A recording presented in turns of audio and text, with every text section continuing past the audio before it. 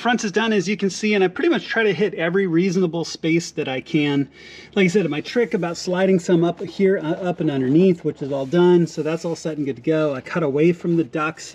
I've got pieces up into here as far as I can get them. I've got down this front barrier here. I've stayed away from the raised platforms where your seat is going to bolt down. I don't want to interfere with how your seats work. That's a safety issue, right? So make sure that that's all set. I've got down the front here, and I've got up this lip here, closing this box in really nicely right here. So, and then, you know, just a matter of being meticulous, and no one will ever know but me. I always try to keep the orientation of my matting the same direction. Obviously, I had to change here with it up these vertical surfaces, but I always try to lay it down the same direction, so it reads the same way. So as I go across, it's going to be the same way.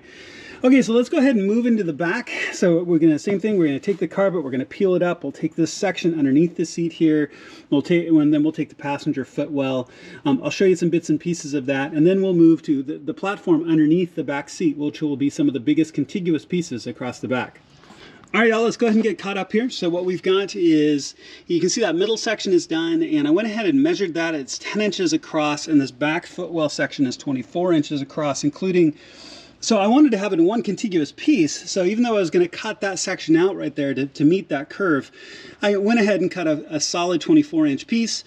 That way I could also cut the same for the other side, and that would make it faster when I get over to the other side. Now, all I need to do now, of course, is across that, the wall right there.